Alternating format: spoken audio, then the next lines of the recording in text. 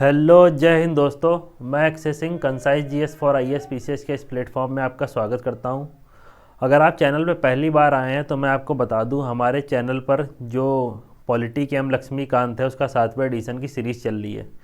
तो ये लेक्चर आपके लिए बहुत इंपॉर्टेंट होने वाला है। अगर आप कोई भी स्टेट पीसीएस की तैयारी कर रहे हो, चाहे यूपीएससी जो होने वाले एग्ज़ाम इनकी तैयारी कर रहे हैं, तो वहाँ आपको पता होगा पॉलिटी का सेक्शन कितना पूछा जाता है, तो ये कितना इंपॉर्टेंट होता है। उसी में हम जो कॉन्स्टिट्यूशनल बॉडीज़ है उसका सेक्शन कवर कर रहे हैं। इससे पहले हमने वाइस प्रेसिडेंट देख चुके हैं, प्रेसिडेंट देख चुके हैं, और जो कॉन्स्टिट्यूशनल बॉडीज़ हैं डिफरेंट वो भी देख चुके हैं। तो आज हम जिसके बारे में डिस्कशन करेंगे उसको देखेंगे, नियंत्रक और महालेखा परीक्षक जो इसमें दे रखा है एम लक्ष्मीकांत में, उसको आज अच्छे से कवर करेंगे। इसके सारे डायमेंशन को देखेंगे कि इसकी संरचना क्या होती है, इसकी नियुक्ति कौन करता है, साथ ही क्या नियंत्रक और महालेखा परीक्षक जो नियंत्रक का कार्य करता है या नहीं करता है, या फिर ये केवल महालेखा परीक्षक के रूप में भारतीय संविधान में है।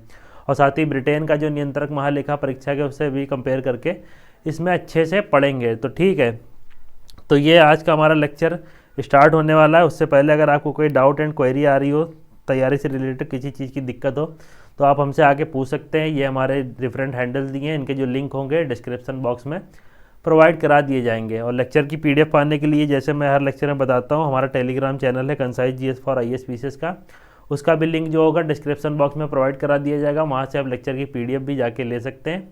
तो स्टार्ट करते हैं आज का लेक्चर। कौन सा controller and auditor general, Bharat का नियंत्रक और महालेखा परीक्षक, तो उसको स्टार्ट करेंगे हम आज। ठीक, तो कुछ चीज़ें इसके बारे में ध्यान रख लीजिएगा, जैसे क्या किसके संबंध में जो अनुच्छेद है वो कौन सा है, अनुच्छेद 148 ध्यान रखिएगा, जो इसके एक स्वतंत्र पद की व्यवस्था करता है भारतीय संविधान में। कौन सा अनुच्छेद 148 किसके कैग की स्वतंत्र पद की व्यवस्था करता है। एक चीज़ और ध्यान रखिएगा, इसकी नियुक्ति कौन करता है, तो प्रेसिडेंट। कुछ मोटी मोटी बातें ध्यान रख लीजिएगा। नियुक्ति कौन करता है, प्रेसिडेंट। शपथ कौन दिलाता है, प्रेसिडेंट। ध्यान रखिएगा, नियुक्ति इसकी करता है प्रेसिडेंट।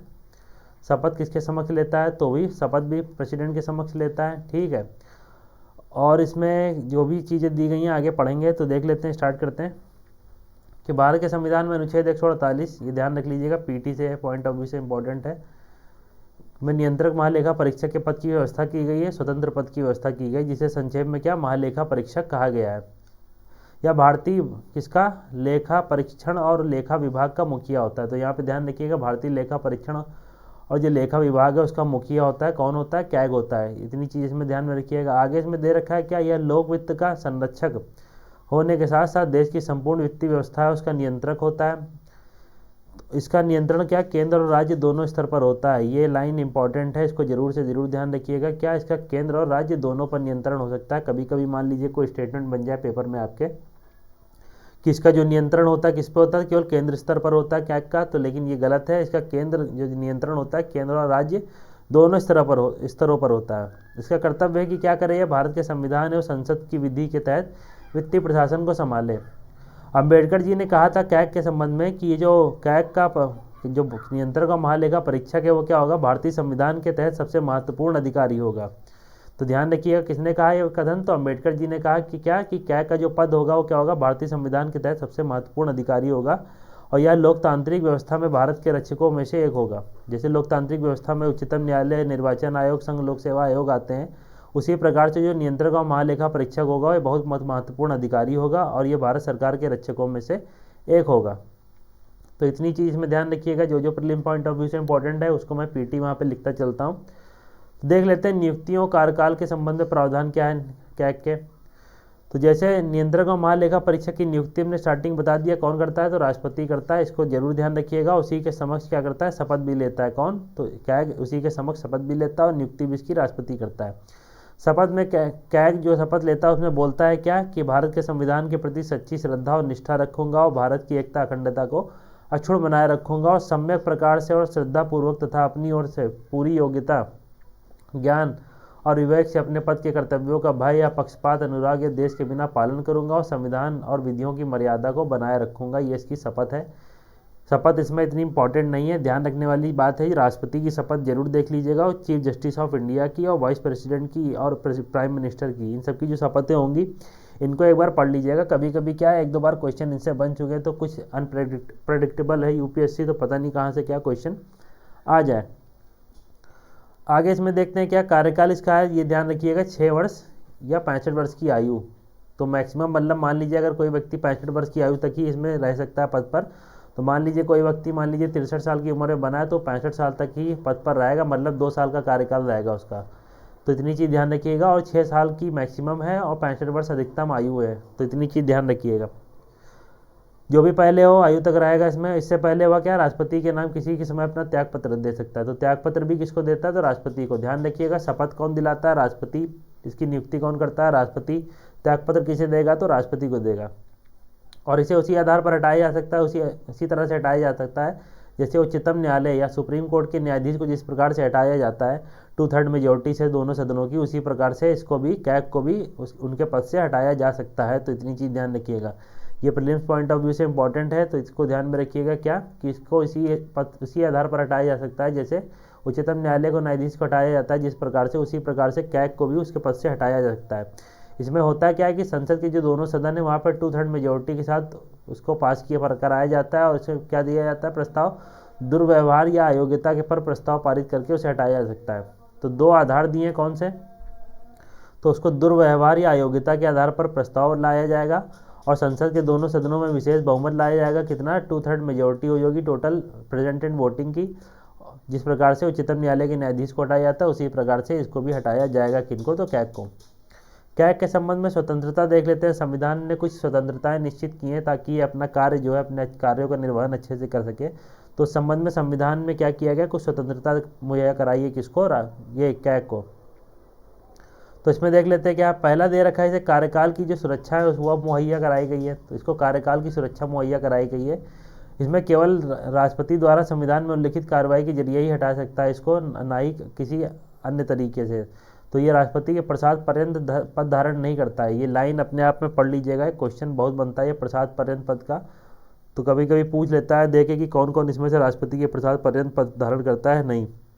अगर उसमें कैग हो तो उसको हटा दीजिएगा, क्योंकि कैग जो है राष्ट्रपति के प्रसाद पर्यंत पद धारण नहीं करता है। इसमें मैं पीटी लिख दे रहा हूँ, पीटी में बहुत क्वेश्चन बनते हैं इस प्रकार से, तो पीटी ये लिख दे रहा हूँ। इतनी चीज़ ध्यान रखिएगा, राष्ट्रपति के प्रसाद पर्यंत पद धारण नहीं करता है, क्योंकि इसे क्या, कार्यकाल की जो सुरक्षा है वो मुहैया कराई गई है। आगे दिया है क्या, स्वतंत्रता में, यह अपना पद छोड़ने के बाद भी किसी अन्य पद, चाहे वह भारत सरकार का हो या राज्य सरकार का, ग्रहण नहीं कर सकता है। तो अपने पद छोड़ने के बाद क्या, चाहे भारत सरकार का पद हो या कोई अन्य राज्य सरकारों का पद हो, वो ग्रहण नहीं कर सकता। वेतन और अन्य सेवा शर्तें संसद निर्धारित करती है, ये ध्यान रखिएगा। यहाँ पीटी लिख रहा हूँ, यहाँ पे कभी कभी क्वेश्चन बन जाएगा क्या, कि कैग के जो वेतन और भत्ते और सेवा शर्तें वो कौन निर्धारित करता है, तो राष्ट्रपति करता है। तो ये गलत हो जाएगा। ये फिर से मैं रिपीट कर रहा हूँ क्या, कि जो कंट्रोलर एंड ऑडिटर जनरल है हमारा, उसके वेतन और जो अन्य सेवा शर्तें हैं वो कौन निर्धारित करता है, तो संसद निर्धारित करती है। इसको जरूर से जरूर ध्यान रखिएगा, निर्धारित कौन करता है, संसद निर्धारित करती है, ना कि राष्ट्रपति। कभी कभी क्वेश्चन बन सकता है कि क्या जो कैग की वेतन और सेवा शर्तें वो राष्ट्रपति निर्धारित करता है, तो ये गलत होगा। कौन निर्धारित करता है, तो संसद निर्धारित करती है। वेतन इनका कैसा है, उच्चतम न्यायालय के न्यायाधीश के बराबर होगा। वेतन में अनुपस्थिति, छुट्टी, पेंशन, निवृत्ति की आयु के संबंध में उसके अधिकारों में उसकी नियुक्ति के पश्चात कोई लाभकारी परिवर्तन नहीं होगा। मतलब इन सब चीज़ों में कोई परिवर्तन नहीं कर सकते उसके पद के दौरान। तो ये भी चीज़ ध्यान रखिएगा। नेक्स्ट है क्या, भारतीय लेखा परीक्षक लेखा विभाग के कार्यालय में काम करने वाले लोगों की सेवा शर्तें और नियंत्रक महालेखा परीक्षक की प्रशासनिक शक्तियाँ ऐसी होंगी जो क्या होगा, नियंत्रक महालेखा परीक्षक से परामर्श करने के पश्चात राष्ट्रपति द्वारा बनाए गए नियमों में विहित होगी। और दिया है क्या, नियंत्रक महालेखा परीक्षक के कार्यालय के प्रशासनिक व्यय जिनके अंतर्गत क्या आता है, कार्यालय में सेवा करने वाले व्यक्ति और उसके संबंध में संदेह सभी वेतन भत्ते और पेंशन किस पे, भारत की संचित निधि पर भारित होते हैं।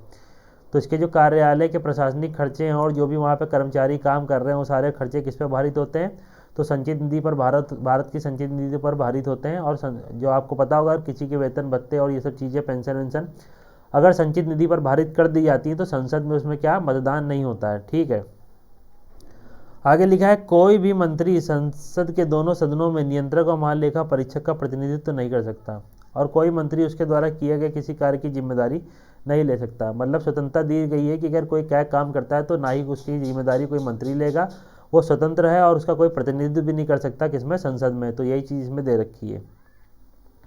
आगे देखते हैं कर्तव्य और शक्तियाँ, मतलब ड्यूटीज़ एंड पावर देख लेते हैं। तो ड्यूटीज़ एंड पावर्स में क्या दिया है, तो इसमें देख लेते हैं ड्यूटीज़ एंड पावर्स। संविधान का अनुच्छेद कौन सा है, 149। ये प्रीलिम्स पॉइंट ऑफ व्यू से इंपॉर्टेंट है, ध्यान रखिएगा। अनुच्छेद 149, सारे अनुच्छेदों को अभी हम अलग से भी पढ़ लेंगे डिवाइड करके। तो अनुच्छेद जो 149 है वो किसको अधिकार देता है, तो संसद को यह अधिकार देता है कि वह केंद्र, राज्य और किसी अन्य प्राधिकरण या संस्था के महालेखा परीक्षक से जुड़े लेखा मामलों को व्यवस्थापित करे। इसी से जुड़े संसद ने महालेखा परीक्षक अधिनियम 1971 को प्रभावी बनाया और इस अधिनियम को 1976 में केंद्र सरकार के लेखा परीक्षा से लेखा को अलग करने हेतु संशोधित किया गया था। आगे दिया, संसद और संविधान द्वारा स्थापित जो है नियंत्रक महालेखा परीक्षक के कार्य और कर्तव्य निम्न इस प्रकार हैं जो दिए हैं। भारत की संचित निधि, प्रत्येक राज्य की संचित निधि, प्रत्येक संघ शासित प्रदेश जहां विधानसभा हो से सभी व्यय संबंधी लेखाओं की परीक्षा करता है। ये तो किसकी भारत सरकार की भी करेगा, राज्य सरकार की जो संचित निधि उनकी भी, और प्रत्येक जितने संघ शासित प्रदेश हैं, यूनियन टेरिटरीज हैं, जहाँ पे विधानसभा हो उन सभी के व्यय से संबंधित लेखाओं की लेखा परीक्षा कौन करता है, तो कंट्रोलर एंड ऑडिटर जनरल जो भारत का नियंत्रक महालेखा परीक्षक होगा। दूसरा क्या दिया गया इसके कार्य, तो वह भारत की संचित निधि और भारत के लोक लेखा सहित प्रत्येक राज्य की आकस्मिकता निधि और प्रत्येक राज्य के लोक लेखा के सभी व्ययों की लेखा परीक्षा करेगा। मतलब जितने भी फंड होते हैं, चाहे कंटेंजेंसी हो चाहे और ये इमरजेंसी फंड हो, जितने भी फंड होते हैं उन सबकी क्या करता है, व्यय की लेखा परीक्षा करता है। साथ ही या केंद्र सरकार, राज्य सरकार के किसी विभाग सभी ट्रेडिंग, विनिर्माण, लाभ हानि लेखाओं, तुलन पत्रों और अन्य अनुषंगी लेखाओं की परीक्षा करता है। वह केंद्र और प्रत्येक राज्य की प्राप्तियों और व्यय की लेखा परीक्षा स्वयं को यह संतुष्ट करने के लिए करता है कि कर राजस्व के कर निर्धारण, संग्रहण और उचित आवंटन पर प्रभावी निगरानी सुनिश्चित के नियम और प्रक्रियाएं निर्मित की गई हैं। आगे दिया गया क्या, वह निम्नलिखित प्राप्तियों और व्ययों के भी लेखा परीक्षा करता है। किसकी, तो ये आपसे कभी प्रीलिम्स में नहीं पूछेगा कि किसकी लेखा परीक्षण करता है। एक मोटी मोटी चीज़ें ध्यान रखिएगा इसको पढ़ के कि इन सारी चीज़ों की क्या वह लेखा परीक्षण करता है, तो देख लीजिएगा। वो भी व्यय होने के बाद लेखा परीक्षा करता है, ठीक है। तो निम्नलिखित प्राप्तियों व्ययों की भी करता है किसकी, वे सभी निकाय प्राधिकरण जिन्हें केंद्र और राज्य सरकारों से अनुदान मिलता है, सरकारी कंपनियां, और जब संबंध नियमों द्वारा आवश्यक हो अन्य निगमों निकायों का लेखा परीक्षण करना हो तब भी क्या है उसका लेखा परीक्षण करेगा। वह ऋण, निक्षेप, जमा, अग्रिम, बचत खाता, धन प्रेषण, व्यवसाय से संबंधित केंद्रीय और राज्य सरकारों के सभी लेन देनों की लेखा परीक्षण करता है। ये भी चीज़ इसमें ध्यान में रखिएगा। तो इन सब चीज़ों की लेखा परीक्षण करता है। और क्या करता है, और देख लेते हैं।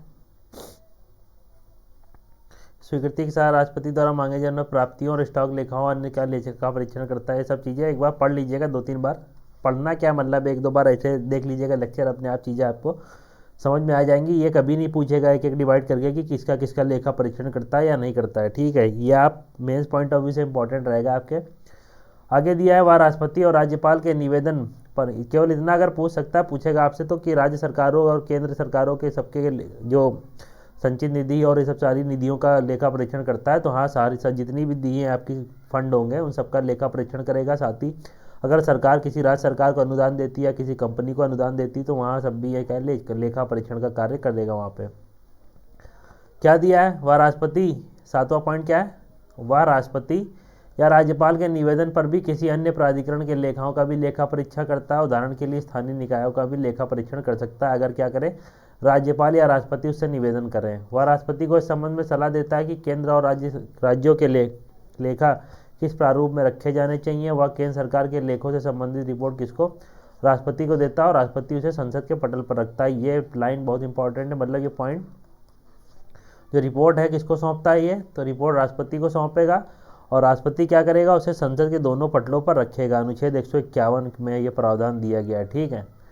आगे क्या है, वह राज्य सरकार के लेखों से संबंधित रिपोर्ट राज्यपाल को देता है और राज्यपाल उसे विधानमंडल पर रखता है। तो यहाँ पे ये भी चीज़ ध्यान रखिएगा, ये दोनों क्या, ये प्रीलिम पॉइंट ऑफ व्यू से इंपॉर्टेंट है। क्या, केंद्र सरकार के संबंध में राष्ट्रपति को देगा, राष्ट्रपति संसद के समक्ष रखेगा जो भी रिपोर्ट होगी, और राज्य सरकार के संबंध में राज्यपाल को देगा और राज्यपाल क्या करेगा, उसे विधानमंडल के पटल पर रखेगा। तो इतनी चीज़ ध्यान में रखिएगा, यह भी अनुच्छेद 151 में ही है। नेक्स्ट क्या है, 11वां पॉइंट, वह किसी कर या शुल्क आदि की आगमों का निर्धारण और प्रमाणन करता है। अनुच्छेद 279 में दिया गया है, उसका प्रमाण पत्र अंतिम होता है। शुद्ध आगमों का अर्थ क्या होता है, कर और शुल्क की प्राप्तियाँ। तो मतलब जो भी कर और शुल्क की प्राप्तियाँ होती हैं वो शुद्ध आगम कहलाते हैं, जिसमें संग्रहण की लागत सम्मिलित ना हो। मतलब मान लीजिए किसी एक जगह से ये 100 चीज़ें 100 लोगों से टैक्स कलेक्ट करना है, ठीक है, किसी चीज़ को, मतलब मैं बता रहा हूँ शुद्ध आगम क्या होता है। मान लीजिए टैक्स यहाँ से कलेक्ट करना है 100 लोगों से, और टैक्स कलेक्ट करने में मान लीजिए 100 लोगों से 1000 रुपये आना था, और टैक्स कलेक्ट करने में 20 रुपये खर्च हो गए, मान लीजिए 20 रुपये खर्च हो गए टैक्स कलेक्ट करने में, तो ये कितना बचा 980। तो 980 क्या हो जाएगा, हमारी शुद्ध लागत हो जाएगी या शुद्ध आगम हो जाएगा। तो इतनी चीज़ ध्यान में रखिएगा। आगे क्या है, वह संसद की लोक लेखा समिति के गाइड, मित्र और मार्गदर्शक के रूप में भी कार्य करता है। आगे दिया वह राज्य सरकारों के लेखाओं का संकलन और अनुरक्षण करता है। 1976 में इसे केंद्रीय सरकार के लेखाओं के संकलन और अनुरक्षण कार्य से मुक्त कर दिया गया था, क्योंकि लेखाओं को लेखा परीक्षण से अलग कर लेखाओं का विभागीकरण कर दिया गया था। ध्यान रखने वाली चीज़ क्या है, ये ध्यान रखिएगा, ये इंपॉर्टेंट हो जाएगा आपका, ठीक है। और बाकी ऊपर जो जो चीज़ें इंपॉर्टेंट थी उनको बता दिया। आगे दिया है क्या, कैग जो है राष्ट्रपति को 3 लेखा परीक्षा प्रतिवेदन प्रस्तुत करता है। कौन कौन सी, विनियोग लेखाओं पर लेखा परीक्षा रिपोर्ट, वित्त लेखाओं पर लेखा परीक्षा रिपोर्ट और सरकारी उपक्रमों पर लेखा परीक्षा रिपोर्ट। तो ये 3 प्रकार की रिपोर्ट किसको सौंपता है, तो राष्ट्रपति को सौंपता है। कौन, कैग हमारा राष्ट्रपति को 3 लेखा परीक्षा प्रतिवेदन प्रस्तुत करता है। विनियोग लेखाओं का लेखा परीक्षण रिपोर्ट हो गई, वित्त लेखाओं का लेखा परीक्षण रिपोर्ट हो गई और सरकारी उपक्रमों पर लेखा परीक्षण रिपोर्ट हो गई। इन रिपोर्ट को संसद के दोनों सदनों के सभा पटल पर रखता है। इसके उपरांत लोक लेखा समिति इनकी जांच करती है और इसके निष्कर्ष जो भी निष्कर्ष होंगे उसको संसद को अवगत कराती है इनके निष्कर्षों से। ये 2-3 बार पढ़िएगा, ठीक है। फिर से मैं बता दे रहा हूँ क्या, ये कैग को 3 प्रकार की रिपोर्ट सौंपता है, ठीक है। कौन कौन सी 3 प्रकार की लेखा परीक्षा रिपोर्ट सौंपता है, एक विनियोग लेखाओं पर लेखा परीक्षा रिपोर्ट, वित्त लेखाओं पर लेखा परीक्षा रिपोर्ट और सरकारी उपक्रमों पर लेखा परीक्षा रिपोर्ट, ठीक। और फिर राष्ट्रपति क्या करता है, इनको संसद के दोनों सदनों के सभा पटल पर रखता है। उसके बाद क्या होता है, जो लोक लेखा समिति होती है हमारी, पब्लिक अकाउंट्स कमेटी जो होती है लोक लेखा समिति, वो इनकी जांच करती है और जो इसके निष्कर्ष निकलते हैं उसको क्या करती है, संसद को उससे अवगत कराती है। तो इतनी चीज़ ध्यान रखिएगा। विनियोग लेखा वास्तविक खर्च संसद विनियोग लेखा वास्तविक खर्च की संसद की विनियोग अधिनियम के माध्यम से दी गई स्वीकृति के बीच तुलनात्मक स्थिति को सामने रखता है, जबकि वित्त लेखा वार्षिक प्राप्तियों और केंद्र सरकारों की अदायगी को प्रदर्शित करता है। तो इतनी चीज़ ध्यान रखिएगा। भूमिका देख लेते हैं क्या, रोल इसका क्या होगा। तो रोल के संबंध में क्या प्रावधान दिया गया, वित्तीय प्रशासन के क्षेत्र में भारत के संविधान और संसदीय विधि के अनुरक्षण के प्रति महालेखा परीक्षक उत्तरदायी है। किसके, भारत के संविधान और संसद की जो विधि है उसके अनुरक्षण के प्रति महालेखा परीक्षक जो है वह उत्तरदायी होता है। कार्यकारी अथवा कार्यकारी मतलब मंत्री परिषद जो होती है हमारी, कार्यकारी की संसद के प्रति वित्तीय प्रशासन का उत्तरदायित्व किसके पास होता है, तो कैग की लेखा परीक्षा रिपोर्टों के माध्यम से सुनिश्चित किया जाता है। महालेखा परीक्षक जो है संसद का एजेंट होता है और वह उसी के माध्यम से खर्चों का लेखा परीक्षण करता है। इस तरह वह केवल संसद के प्रति जिम्मेदार होता है। तो यह आपसे कहीं पूछ ले क्या महालेखा परीक्षक संसद के प्रति, सरकार के प्रति जिम्मेदार होता है कि संसद के प्रति, तो ध्यान में रखिएगा महालेखा परीक्षक जो होता है क्या करता है, संसद का एजेंट के रूप में कार्य करता है और उसी के माध्यम से खर्चों का लेखा परीक्षण करता है। इस तरह वो केवल किसके प्रति जिम्मेदार होता है, तो संसद के प्रति जिम्मेदार होता है। कैग को खर्चों की लेखा परीक्षा प्राप्तियों, भंडारों, स्टॉक के लेखा परीक्षण की तुलना में कई अधिक स्वतंत्रता होती है, जबकि खर्च के संबंध में वह लेखा परीक्षण के विषय क्षेत्र को निश्चित करता है तथा स्वयं अपना लेखा परीक्षा संहिता और नियमावलियों के रचना करता है और अन्य लेखा परीक्षाओं को पूरा करने के लिए नियमावलियों के संबंध में कार्यकारी सरकार को स्वीकृति लेनी पड़ती है। कैग को यह निर्धारण करना होता है कि वह विधिक रूप से जिस प्रयोजन हेतु धन संवितरित किया गया था वह उसी प्रयोजन सेवा हेतु प्रयुक्त प्रभारित किया गया है, क्या वह इस हेतु प्राधिकार के अनुरूप है या नहीं है। इस विधिक और विनियामक लेखा परीक्षा के अतिरिक्त कैग औचित्य लेखा परीक्षा भी करता है, अर्थात वह सरकारी व्यय पर की तर्कसंगतता, निष्ठा और मितव्ययिता की जांच भी करता है। ऐसे व्यय की व्यर्थता और दिखावे पर टिप्पणी भी करता है। तथापि विधि और विनियामक लेखा परीक्षा जो कि कैग पर बाध्यकारी है, औचित्य लेखा परीक्षा के विवेकानुसार है। गुप्त सेवाएं व्यय जो होते हैं उसमें भी कैग की लेखा परीक्षा भूमिकाएं पर सीमा निर्धारित करती हैं। जो गुप्त सेवाएं हैं उस पर जो व्यय होता है वह कैग की लेखा परीक्षा की जो भूमिका उस पर सीमा निर्धारित करती हैं। इस संबंध में कैग जो है कार्यकारी एजेंसियों द्वारा किए गए व्यय से जो भी व्यय किए गए उससे ब्यौरा नहीं मांग सकता, परंतु सक्षम प्रशासनिक प्राधिकारी से प्रमाण पत्र को स्वीकार करना होगा कि वह व्यय प्राधिकार के अंतर्गत किया गया। तो ये सब कुछ चीज़ें दे रखी हैं जो प्रीलिम्स पॉइंट ऑफ व्यू से तो इंपॉर्टेंट है नहीं, लेकिन यहाँ पे एक चीज़ ध्यान रखिएगा, ये लाइन जरूर इंपॉर्टेंट हो जाती है आपकी, कि वो जो गुप्त सेवाएं होती हैं उस संबंध में उनका क्या कर सकता है, उनका जो लेखा परीक्षण नहीं कर पाता है। ठीक है, कैग, ये लाइन ध्यान में रखिएगा। भारत के संविधान में कैग की परिकल्पना नियंत्रक सहित महालेखा परीक्षक के रूप में की गई है, लेकिन व्यवहार में ऐसा नहीं है। तो क्यों नहीं है देख लेते हैं। व्यवहार में कैग क्या होता है, केवल महालेखा परीक्षक की भूमिका निर्वहन करता है। दूसरे शब्दों में अगर समझे तो क्या, कैग का भारत की संचित निधि से धन निकासी पर कोई नियंत्रण नहीं है। वह अनेक विभागों कैग के प्राधिकार के बिना चेक जारी कर धन निकासी कर सकते हैं।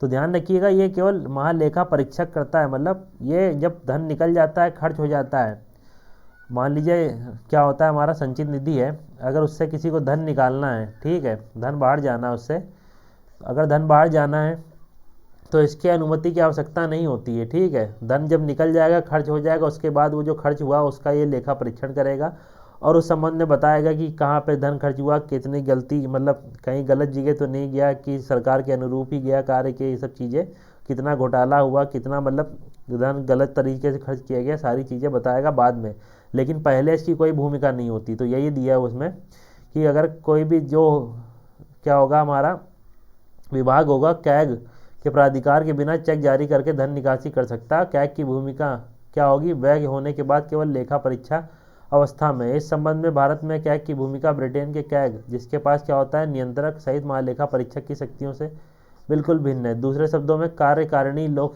राज्य, जो कार्यकारिणी लोक राजकोष है, से केवल कैग की स्वीकृति से धन निकाल सकती है।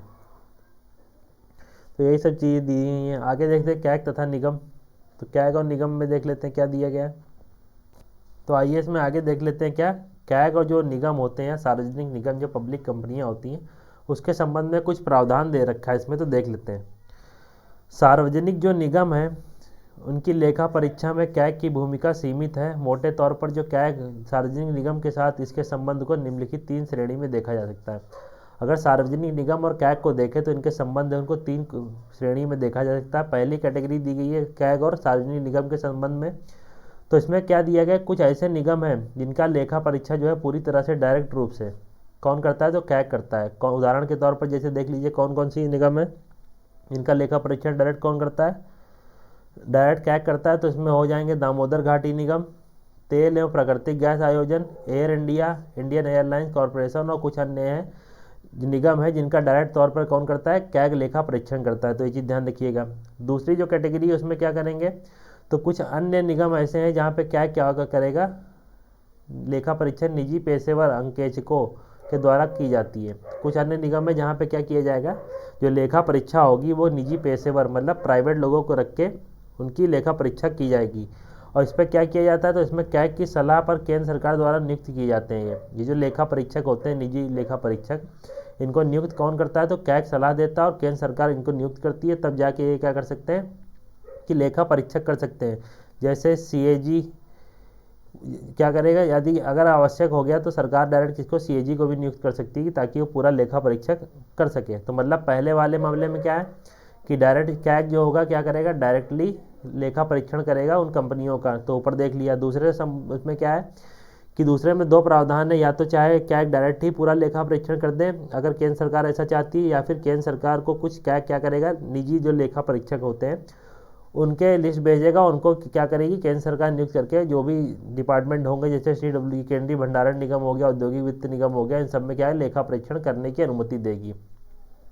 और जो तीसरे प्रकार का इनमें जो संबंध है क्या है, निगम और कैग में, तो तीसरे प्रकार में क्या है, कुछ अन्य निगम जो होते हैं पूरी तरह किसको रखते हैं, तो निजी लेखा परीक्षकों को रखते हैं। तो पूरी तरह किसको रखते हैं, तो निजी लेखा परीक्षकों को रखते हैं।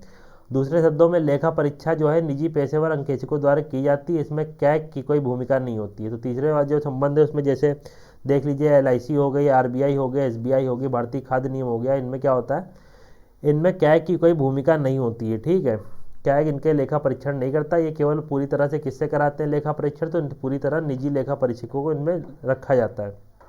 तो यही चीज़ बता रहे हैं। आगे दिया है सरकारी कंपनियों की लेखा परीक्षण में CAG की भूमिका सीमित है। उनकी लेखा परीक्षण जो की जाती है निजी अंकेक्षकों या द्वारा की जाती है, जो कि कैग की सलाह पर सरकार द्वारा नियुक्त किए जाते हैं। सीएजी इनकी पूरक लेखा परीक्षा और जांच लेखा परीक्षा करता है। तो ये लोग तो लेखा परीक्षा करेंगे, उसके बाद जो पूरक और जांच लेखा परीक्षा होगी वो कौन करेगा? कैग करेगा। ठीक, आगे दिया 1968 में कैग कार्यालय के अंग के रूप में किसे ऑडिट बोर्ड की स्थापना की गई थी? तो ऑडिट बोर्ड की स्थापना की गई थी 1968 में, किसके? कैग के पूरक कार्यालय के रूप में, सॉरी कैग के अंग के रूप में।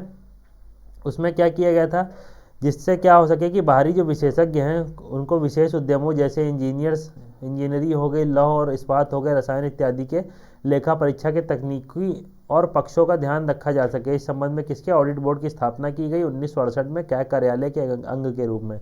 ये जो ऑडिट बोर्ड होगा किसके आधार पर बनाया गया? तो जो भारतीय प्रशासनिक सुधार आयोग जो बनता है, इस समय दूसरा चल रहा है, शायद तीसरा आने वाला हो, क्या पता नहीं, लेकिन जो ARC रिपोर्ट होती है उसके आधार पर क्या किया, इस बोर्ड की स्थापना की गई। किसके? ऑडिट बोर्ड की स्थापना की गई, जिसमें एक अध्यक्ष होगा और 2 सदस्य होंगे। ठीक है, और इसकी नियुक्ति कौन करता है? तो कैग ही इसकी नियुक्ति करता है। तो इतनी चीज़ इसमें देख लीजिएगा। ठीक, आगे देख लेते हैं क्या, एक है एप्पल भाई, जो इनका पूरा नाम है क्या? पॉल H एप्पल भाई इनका पूरा नाम है। तो इन्होंने कुछ आलोचनाएं की थी कैग के पद के संबंध में, तो उसको देख लेते हैं क्या दिया है। इन्होंने कहा था कि भारतीय प्रशासन पर अपनी 2 रिपोर्ट में सीएजी की भूमिका की कड़ी आलोचना की थी। किन्होंने? जो पॉल H एप्पल भाई हैं, इन्होंने क्या कड़ी आलोचना की थी जो भारतीय प्रशासन है उसमें कैग की भूमिका पर, तथा उसके कार्य के महत्व पर भी प्रश्न चिन्ह लगाया इन्होंने। उसने राय दी कि कैग को लेखा परीक्षा के दायित्व से मुक्त कर देना चाहिए भारत में, और भारतीय लेखा परीक्षा को उसकी आलोचना निम्न बिंदुओं के आधार पर इसने आलोचना की। देख लेते कौन कौन से बिंदुओं के आधार पर इन्होंने आलोचना की। भारत में कैग का कार्यालय वास्तव में औपनिवेशिक शासन की एक विरासत के रूप में बताया इन्होंने। दूसरा क्या बोलते हैं, आज जो कैग है उसके निर्णय लेने और काम करने की बढ़ती अनिच्छा का प्राथमिक कारण क्या है? लेखा परीक्षा का दमनात्मक और नकारात्मक प्रभाव। तीसरा दे रखा है, संसद की लेखा परीक्षा को संसदीय दायित्व के महत्व को बढ़ा चढ़ाकर देखा जाता है, इसलिए संसद कैग के कार्यों को परिभाषित करने में विफल रही है, जैसा कि संविधान से उससे अपेक्षा की गई। ये सब चीज़ें बता रहे हैं, इस आधार पर आलोचना कर रहे हैं किसकी? कैग के जो पद है हमारा भारत में उसकी। आगे दे रखा है चौथा पॉइंट, क्या वास्तव में जो कैग जो है, कैग का कार्य बहुत महत्वपूर्ण नहीं है? लेखा परीक्षक अच्छे प्रशासन के बारे में ना तो जानता है और ना ही उससे ऐसी अपेक्षा की जा सकती है। नेक्स्ट पॉइंट दिया, लेखा परीक्षक जानते हैं कि लेखा परीक्षा क्या होती है, लेकिन यह प्रशासन नहीं है, यह आवश्यक है, किंतु यह एक अत्यंत नीरस और सीमित परिप्रेक्ष्य। इन सब चीज़ों आधारों पर क्या है इन्होंने जो भारतीय कैग का पद है उसकी आलोचना की है। किसी विभाग का उपसचिव अपने विभाग की समस्याओं के बारे में बता रहे हैं, अच्छे से जानता होगा बस सिवाय कैग के, तो यही सब चीज़ें बता रहे हैं। तो इस संबंध में क्या है, इन्होंने जो एप्पल भाई थे, पॉल H एप्पल भाई, इन्होंने क्या आलोचना की किसकी? तो कैग के पद की। तो इतनी चीज़ इसमें ध्यान में रखिएगा। ठीक, आगे दे रखा है क्या कि इंपॉर्टेंट जो आर्टिकल है, संबंधित अनुच्छेद है, इनको जरूर से जरूर ध्यान रखिएगा। 148वां क्या है, कैग के स्वतंत्र पद की जो स्वतंत्र पद है उसकी व्यवस्था करता है भारतीय संविधान में। 149वां जो आर्टिकल है भारतीय संविधान का, वो नियंत्रक एवं महालेखा परीक्षा के कार्य और शक्तियों के संबंध में प्रावधान का बताता है। और 150वां जो है संघ और राज्य सरकारों के जो लेखा के प्रकार हैं उसको बताता है। और अंकेक्षण प्रतिवेदन जो होता है वो राष्ट्रपति को सौंपता है। तो इस संबंध में किसमें, मतलब केंद्र की जो अंकेक्षण प्रतिवेदन होंगे राष्ट्रपति को सौंपेगा और राज्यों का जो होगा वो राज्यपाल को सौंपेगा। तो इस संबंध में प्रावधान किसमें है? तो अनुच्छेद 151, ये जरूर ध्यान रखिएगा। तो अनुच्छेद 148, 149, 150, 151 इनको अच्छे से ध्यान रखिएगा। आलोचना देख ली हमने, ठीक है। कैग और जो निगम कंपनी उनके 3 प्रकार के जो संबंध है उनको देख लिया। भूमिका देख ली हमने कैग की क्या होगी, साथ ही जो भी चीज़ें कार्य और शक्तियाँ दी गई हैं कैग की उनको भी पढ़ लिया हमने से, और नियुक्ति और कार्यकाल क्या होगा। तो ये सब चीज़ें हमने अच्छे से पढ़ ली हैं। आई होप अगर आपको वीडियो लेक्चर अच्छा लगा हो तो वीडियो को लाइक कर दीजिएगा। चैनल पर नए हो तो सब्सक्राइब कर लीजिएगा ताकि जो आने वाले वीडियो उनकी नोटिफिकेशन मिलती रहे। बाकी अगर कोई कमी रह जाती है तो कमेंट बॉक्स में ज़रूर बताइएगा ताकि उसको हम सुधारने की पूरी कोशिश करेंगे। तो मिलते हैं तब तक के लिए नेक्स्ट वीडियो लेक्चर में। Good bye.